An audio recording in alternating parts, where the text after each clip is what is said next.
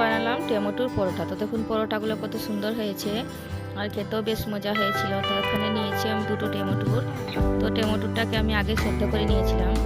তো এবার আমি টমেটোর খোসাগুলো ছাড়িয়ে নিচ্ছি। তো এখানে আমি দুটাই টমেটো নিলাম।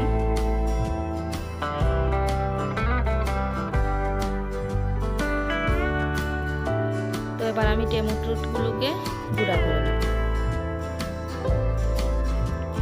তো এখানে নিয়েছি আমি আটা। তো এখানে আমার টমেটোতে যতটুকু আটা লাগবে আমি এতটুকুই আটা নিয়েছি। তো আমি আটাগুলোকে একটু একটু করে দিচ্ছি যাতে আটাগুলোর মধ্যে আর জল দেওয়া লাগবে না। এই টমেটো দিয়ে আটাগুলো মাখানো হয়ে যাবে। তখন আমি দিয়ে দিলাম এখানে স্বাদ মতো লবণ আর দিয়ে দিলাম এক টেবিল চামচের মতো সাদা তেল।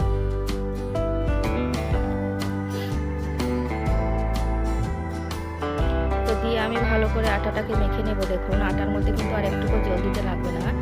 আরও আমি এখানে আরেকটু আটা দিয়ে দেব। তো এরকম একটু আটা দিয়ে আমি ডোটা বানিয়ে নিলাম। তো এখানে আমি ছোট ছোট কয়েকটা লেচি কেটে নেব।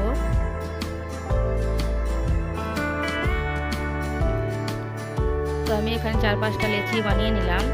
তো এবার এগুলোকে আমি পরোটার মতো বেলে নেব। তো সামান্য আটা দিয়ে দিলাম এখানে এখন।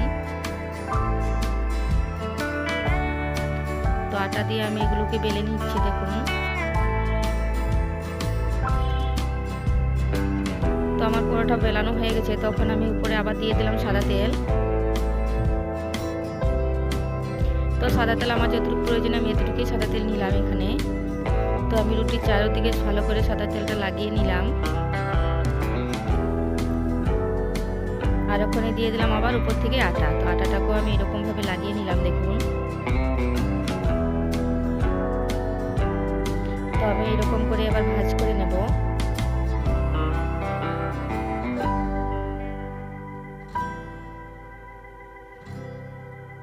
তো এটার গায়ে এবার আমি এরকম করে দেখুন আমি ভাঁজ করে নিলাম। আবার একটু উপরে আমি আটা ছড়িয়ে দিলাম। তো এবার আমি পরোটাগুলোকে বেলে নেব।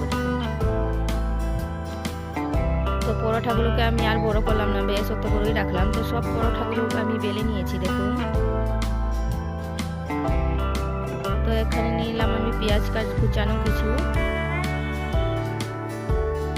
আর দিয়ে দিলাম কাঁচা লঙ্কা আর দিয়ে দিলাম লবণ। তো দিয়ে এগুলোকে আমি ভালো করে আগে মেখে নিচ্ছি। দেখুন ভালো করে চটকে নিচ্ছি লবণ ও কাঁচামরিচ আর পেঁয়াজকে। তো এখানে দিয়ে দিলাম কিছুটা কুচানো ধনেপাতা আর দিয়ে দিলাম ডিম। তো এখানে আমি 2টা ডিম নিয়েছিলাম। আর আমার রেসিপি যদি ভালো লাগে আরও নতুন রেসিপি পেতে আমার চ্যানেলটি সাবস্ক্রাইব করে দিন। আর আমার রেসিপি যদি ভালো লাগে তাহলে একটু লাইক দিয়ে দিন আর কমেন্ট করে জানাবেন আমার রেসিপি কেমন হয়েছে। তো আমি এবার ডিমটাকে ভালো করে ফেটিয়ে নিলাম। দেখুন তো এবার আমি পরোটাটাকে এরকমভাবে ভালো করে চুবিয়ে নেব যাতে দুনো পাশ ভালো করে ডিমের লেগে যায়। তো এবার তাওয়া চুলার মধ্যে বসিয়ে দিয়েছিলাম আর এখানে দিয়ে দিলাম আমি 1 চামচ তেল। তো আমি পুরা এখানে 1 চামচ দিইনি, 1 চামচ থেকে কমিয়ে দিলাম। তো ওখানে আমি দিয়ে দিলাম পরোটাটা।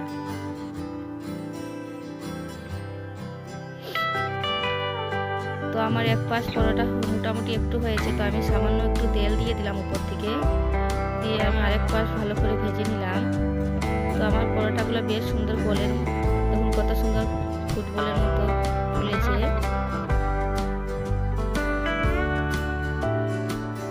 তো আমার পরোটাগুলো দেখুন কত সুন্দর হয়েছে আর খেতেও বেশ দারুণ হয়েছিল।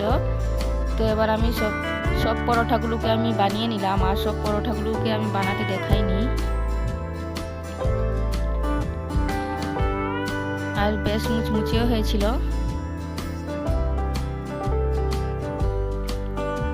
তো এবার আমি পরোটাটাকে দেখুন নামিয়ে নেব।